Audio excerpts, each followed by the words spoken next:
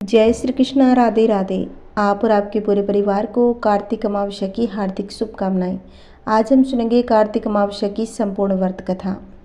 एक गांव में सास और बहू अकेले रहती थी।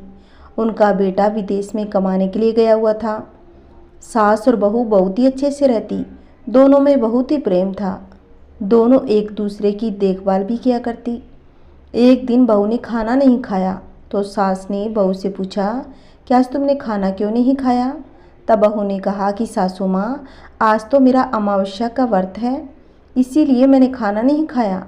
तब सासू माँ बहू से कहने लगी कि बहू, ये अमावस्या का व्रत क्या होता है, यह व्रत करने से क्या फल मिलता है, मुझे भी समझाओ। तब बहू ने कहा कि माँ जी, 3 पनौती अमावस्या का व्रत करने से बहुत ही पुण्य मिलता है। घर में अन्न धन बना रहता है, सुख शांति रहती है तथा अटल सुहाग मिलता है और पुत्र प्राप्ति होती है। इस व्रत में प्रत्येक वर्ष अलग अलग खाना खाया जाता है। विष्णु भगवान के मंदिर में चढ़ावा चढ़ाया जाता है या फिर किसी ब्राह्मण को दान दिया जाता है। इस व्रत में पहले साल शक्कर, घी और चावल से बना खाना खाया जाता है। पहले साल व्रत पूर्ण होने के बाद 1.25 किलो चावल, 1 कटोरी घी तथा 1 कटोरी शक्कर का दान किसी ब्राह्मण को दान दिया जाता है। इस व्रत में दूसरे साल घी और शक्कर से बना खाना खाया जाता है। जब दूसरे साल व्रत पूर्ण हो जाए तो 1.25 किलो जौ, 1 कटोरी घी तथा 1 कटोरी शक्कर किसी मंदिर में चढ़ाएं या फिर किसी ब्राह्मण को दान दें। तीसरे साल गुड़, तिल तथा घी से बने व्यंजन खाने चाहिए। जब तीसरे साल व्रत पूर्ण हो जाए तो आधा किलो तिल, गुड़, 1 कटोरी घी किसी मंदिर में चढ़ाएं या फिर किसी ब्राह्मण को दान दे सकते हैं। इसे ही 3 पनौती अमावस्या व्रत कहा जाता है। फिर बहू ने कहा, इस व्रत का अगर संकल्प लेते हैं तो इसे पूरा करना जरूरी होता है। अगर पूरा नहीं कर सकते हैं तो सास बहू में झगड़ा और घर में अशांति आ जाती है। तब सासू ने कहा, मेरी तो उम्र हो गई है, लेकिन तुम इस व्रत को करो। बहू यह व्रत का आरंभ कर देती है। लेकिन एक दिन बहू ने किसी के कहने पर गेहूं से बनी रोटी खा ली और अमावस्या माता इस बात से नाराज हो गई। जो सास और बहू बहुत ही प्यार से रहती थी, इन दोनों में झगड़े होने लगे। सभी गांव वाले भी हैरान हो गए, यह सब क्या हो गया। सास अपनी बहू को कहने लगी कि तुम जब से हमारे घर में आई हो तब से हमारे घर की लक्ष्मी चली गई, तुम हमारे लिए शुभ नहीं हो। तब बहू ने कहा, आपके घर की लक्ष्मी चली गई है तो कहाँ मिलेगी, मुझे बताओ, मैं लक्ष्मी को लेकर आऊँगी। तब सास ने कहा कि लक्ष्मी तुमको समुद्र के बीच में भगवान विष्णु के पेड़ दबाते हुए मिलेगी। अब बहू अपनी सास से कहने लगी कि माँ जी, जब तक मैं लक्ष्मी को घर पर लेके नहीं आऊँगी, आपकी दहलीज पर पाँव नहीं रखूँगी। अब तो मैं लक्ष्मी जी को लेके ही आऊँगी। इतना कहकर बहू लक्ष्मी जी की खोज में निकल जाती है। जब बहू लक्ष्मी खोजने के लिए निकली तब उसे बीच रास्ते में एक गाय माता मिलती है। वह बहू से पूछती है कि आप कहाँ जा रही हो। तब बहू ने कहा कि हे गाय माता, मेरी सासू मुझे कहती है कि मेरे आने से उनके घर की अन्न धन की कमी आ गई है, उनके घर की लक्ष्मी चली गई है, तो मैं लक्ष्मी को लेने जा रही हूँ। तब गाय माता ने कहा कि हे बेटी, अगर तुम जा ही रही हो तो भगवान से मेरे बारे में भी पूछ लेना। तब बहू कहने लगी कि ठीक है, गाय माता बताओ, मैं आपके बारे में क्या पूछूं। तब गाय माता बोलती है कि मेरा जब भी बछड़ा होता है वह मर जाता है, जिंदा नहीं रहता। तुम भगवान से पूछ लेना कि मेरे साथ ऐसा क्या हो रहा है, मैंने ऐसे कौन से कर्म किए हैं। तब बहू बोली, गाय माता, मैं आपके बारे में भगवान मिलेंगे तो जरूर पूछ लूँगी। यह कहकर बहू आगे बढ़ जाती है। अब आगे जाते ही बहू को एक घोड़ी मिलती है जिसके गले में एक घंटी बंधी हुई होती है। घोड़े ने भी कहा कि बेटी, तुम कहाँ जा रही हो। बेटी, तुम मेरे दुख का निवारण भी भगवान से जरूर पूछना।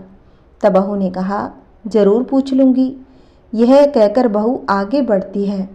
आगे जाते ही बहू को एक अंधा और बहरा बुजुर्ग मिलता है। वह भी बहू से पूछता है कि बेटी, तुम कहाँ जा रही हो।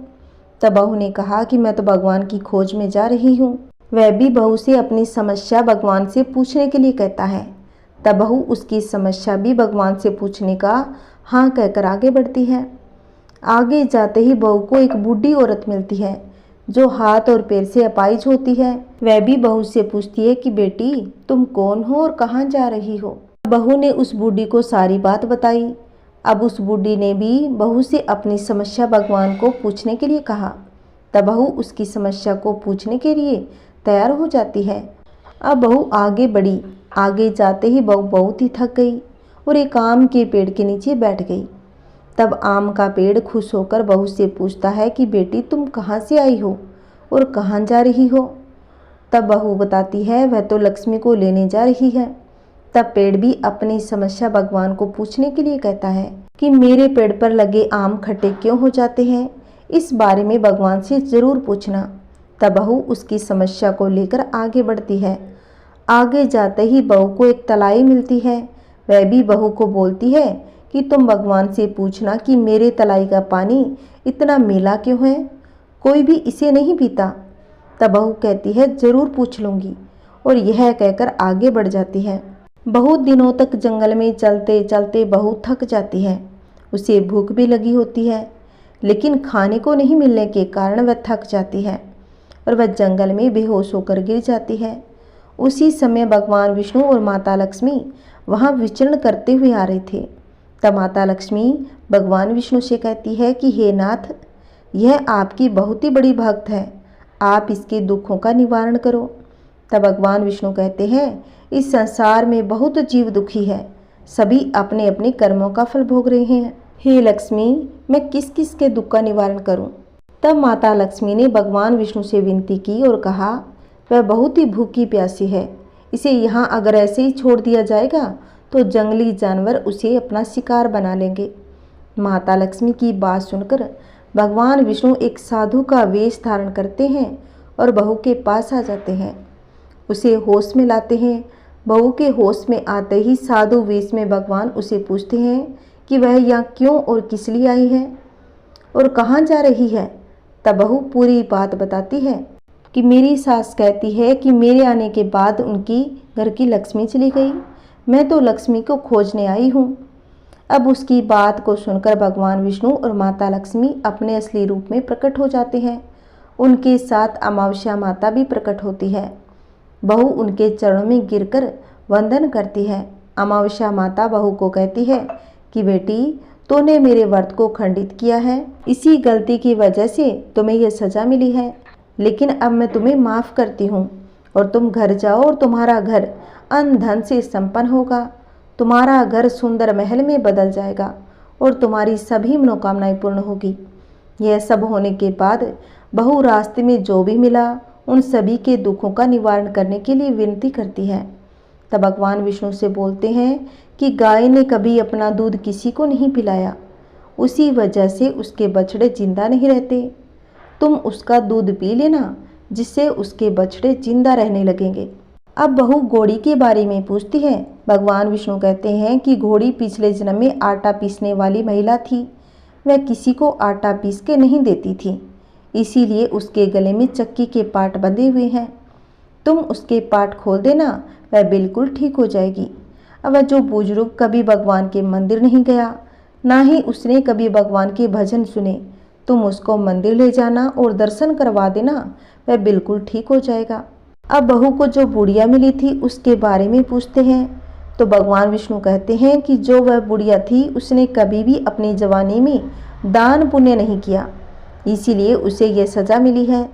तुम उससे दान करवा देना तो उसकी विकलांगता दूर हो जाएगी। उस आम के पेड़ ने कभी किसी बच्चे को आम खाने को नहीं दिए, उसी वजह से उसके सभी आम खट्टे होते हैं। तुम उस पेड़ का एक आम खा लेना, फिर उस पेड़ पर मीठे आम आएंगे। तलाई का पानी पिछले जन्म में देवरानी जेठानी थी, वह हमेशा झगड़ती रहती, इसीलिए उसका पानी मेला है, तुम उसका पानी पी लेना, वह तलाई शुद्ध हो जाएगी। बहू ने भगवान विष्णु, माता लक्ष्मी और अमावस्या माता को नमन करके घर जाने के लिए निकलती है।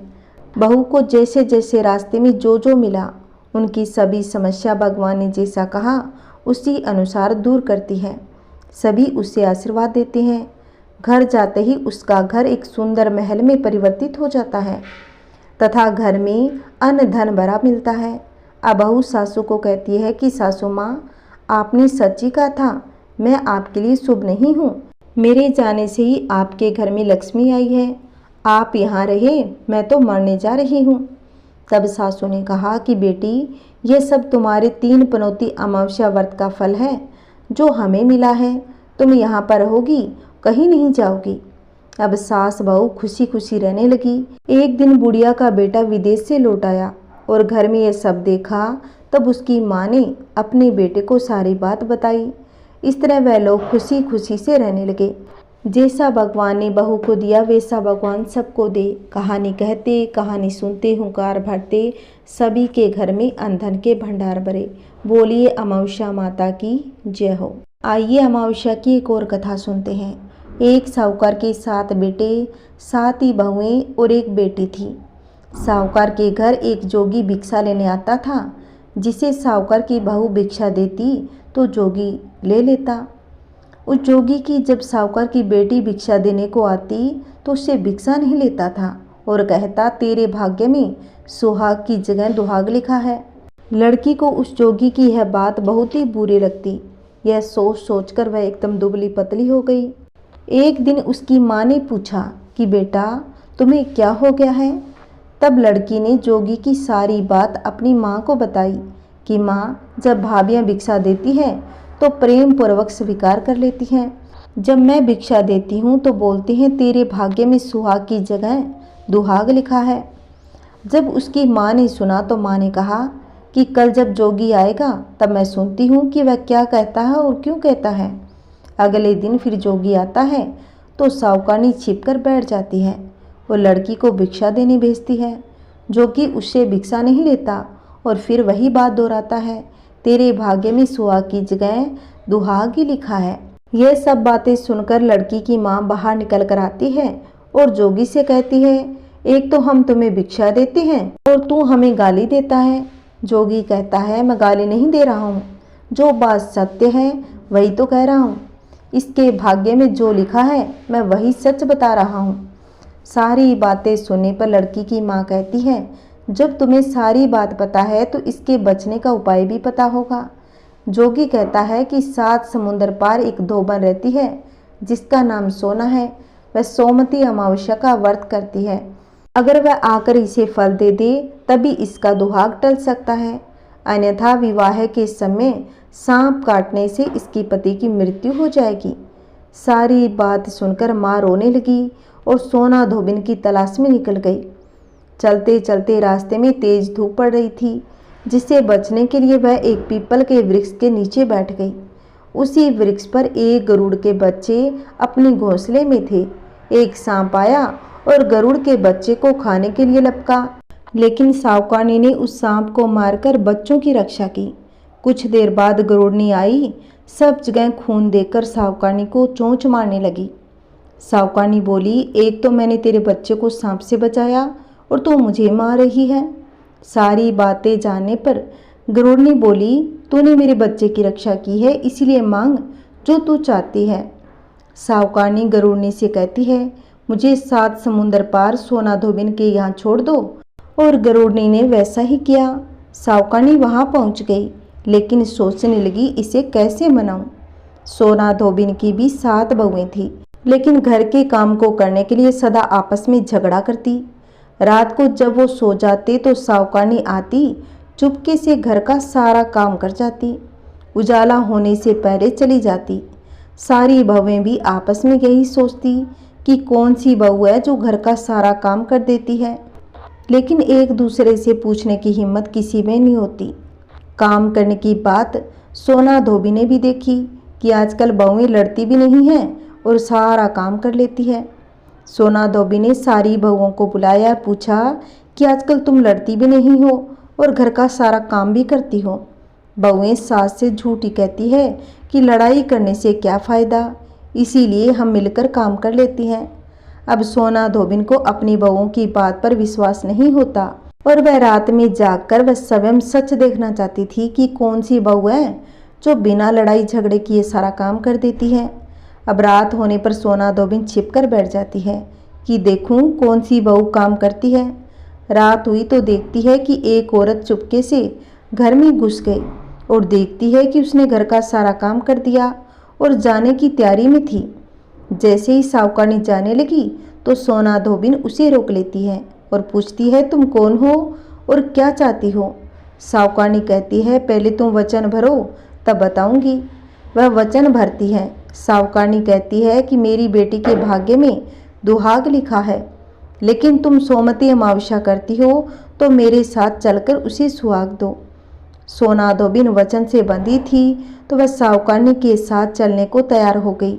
जाते समय सोना धोबिन अपने बेटे और बहुओं से कहती है कि मैं इस औरत के साथ इसकी बेटी को सुहाग देने जा रही हूँ, लेकिन अगर मेरे पीछे से तुम्हारे पिता मर जाएं तो उन्हें तेल के कूप में डालकर रख देना। अब धोबिन साहूकार के घर पहुंच गई। सावकारनी अपनी बेटी का विवाह करती है तो फेरों के समय सोना धोबिन कच्चा करवा और दूध तथा तार लेकर बैठ जाती है। कुछ समय बाद सांप आया और दूल्हे को डसने लगा तो सोना धोबिन ने करवा आगे कर तार से सांप को बांध दिया। वो सांप मर गया। अब सोना धोबिन ने लड़की को सुहाग दिया और कहा कि जितनी अमावस्या मैंने की है उन सभी का फल साहूकार की इस लड़की को मिले। अब आगे जो अमावस्या मैं करूंगी उनका फल मेरे पति व बेटों को मिले। सभी लोग अमावस्या की जय जयकार करने लगे। सोना धोबिन अपने घर वापस जाने को तैयार हुई तो सावकारनी ने कहा, तुमने मेरे जवाई को जीवन दान दिया है, इसीलिए तुम जो चाहो मांग लो। सोना धोबिन बोली, मुझे कुछ नहीं चाहिए। ऐसा कहकर वह चली जाती है। रास्ते में चलते हुए फिर से सोमती अमावस्या आ गई। उसने पीपल के पेड़ के नीचे बैठकर कहानी कही, व्रत रखा और पीपल के पेड़ की 108 बार परिक्रमा की। पीपल के पेड़ की पूजा के बाद वह घर जाती है तो देखती है कि उसका पति मरा पड़ा है। अब रास्ते में जो सोमती अमावस्या उसने की थी उसका फल अपने पति को दे दिया, जिसके प्रभाव से वह पुनर्जीवित हो गया। सब कहने लगे, तूने ऐसा क्या किया जो तेरा पति जिंदा हो गया है? वह कहती है, मैंने तो ऐसा कुछ नहीं किया और बस रास्ते में सोमती अमावस्या आ गई थी जिसका मैंने व्रत किया। कहानी कही, पीपल के वृक्ष की 108 बार परिक्रमा की। अब सारी नगरी में ढिंडोरा पिटवा दिया गया।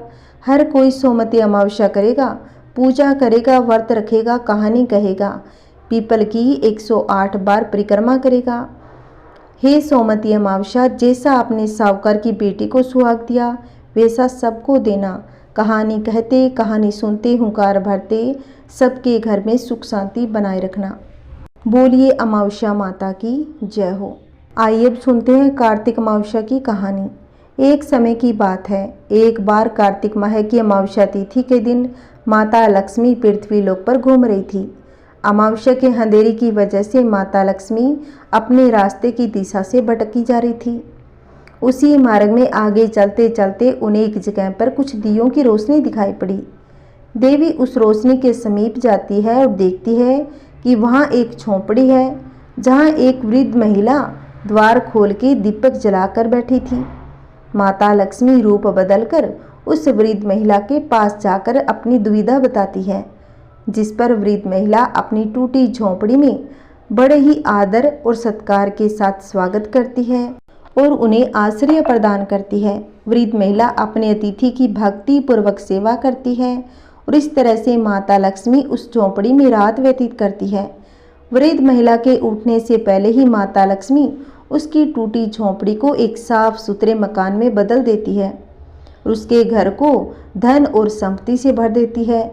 नींद से उठने पर वह वृद्ध महिला अपने घर को देखकर आश्चर्यचकित रह गई। माता लक्ष्मी वहां से चली जाती है और उस वृद्ध महिला को पता भी नहीं चलता और इस प्रकार वह वृद्ध महिला अपने घर में आई और उस स्त्री का ध्यान करने लगती है। तब माता लक्ष्मी उसे दर्शन देती है और कहती है कि कार्तिक अमावस्या के दिन उस अंधकार के समय मार्ग भूलकर मैं तुम्हारे पास आ गई थी। मैं तुम्हारी सेवा भाव से अत्यंत ही प्रसन्न हूँ। जिस प्रकार तुमने दीपक जलाकर कार्तिक मास की अमावस्या को रोशन कर दिया, उसी प्रकार इस दिन जो भी दीपक जलाएगा और प्रकाश से मार्ग को उज्जवल करेगा उसे मेरा आशीर्वाद सदैव प्राप्त होगा। उसी दिन के बाद हर वर्ष कार्तिक अमावस्या की रात्रि में दीप जलाकर प्रकाश उत्सव मनाने और देवी लक्ष्मी पूजन की परंपरा चली आ रही है। इस दिन भक्तों द्वारा जहाँ जहाँ दीप जलाए जाते हैं और प्रकाश होता है वहाँ माँ लक्ष्मी का आगमन अवश्य ही होता है और धन समृद्धि का अभाव नहीं होता। बोलिए लक्ष्मी माता की जय हो। ओम जय शिव ओंकारा, हर शिव ओंकारा, ब्रह्मा विष्णु सदा शिव, ब्रह्मा विष्णु सदा शिव, अर्धांगी धारा। ओम जय शिव ओंकारा, एकानन चतुरानन, पंचानन राजे, प्रभु पंचानन राजे। हंसानन गरुड़ासन, हंसानन गरुड़ासन, वृषवाहन साजे। ओम जय शिव ओंकारा, दो भुज चार चतुर्भुज, 10 भुज अति सोहे, प्रभु 10 भुज अति सोहे। तेरे गुण रूप निरखता, तेरे गुण रूप निरखता, त्रिभुवन जन मोहे। ओम जय शिव ओंकारा, अक्षमाला वनमाला रुद्रमाला धारी, चंदन मृग मद सोहे, चंदन मृग मद सोहे, भाले शशिधारी। ओम जय शिव ओंकारा, श्वेतांबर पीतांबर, बागंबर अंगे, प्रभु बागंबर अंगे। सनकादिक गरुणादिक, सनकादिक गरुणादिक, भूतादिक संगे। ओम जय शिव ओंकारा, कर के मध्य कमंडलु, चक्र त्रिशूल धरता, प्रभु चक्र त्रिशूल धरता। जग करता जग भरता, जग करता जग भरता, जग संहार करता। ओम जय शिव ओंकारा, ब्रह्मा विष्णु सदा शिव, जानत अविवेका, प्रभु जानत अविवेका। प्रणवाक्षर के मध्य, प्रणवाक्षर के मध्य, ये तीनों एका। ओम जय शिव ओंकारा, काशी में विश्वनाथ विराजत, नंदी ब्रह्मचारी, प्रभु नंदी ब्रह्मचारी। नित्य उठी भोग लगावत, नित्य उठी भोग लगावत, महिमा अति भारी। ओम जय शिव ओंकारा, तेरे गुण शिव जी की आरती, जो कोई नर गावे, प्रभु जो कोई नर गावे। कहत शिवानंद स्वामी, कहत शिवानंद स्वामी, मनवांछित फल पावे। ओम जय शिव ओंकारा। जय श्री कृष्णा, राधे राधे। ओम नमः शिवाय। हर हर महादेव।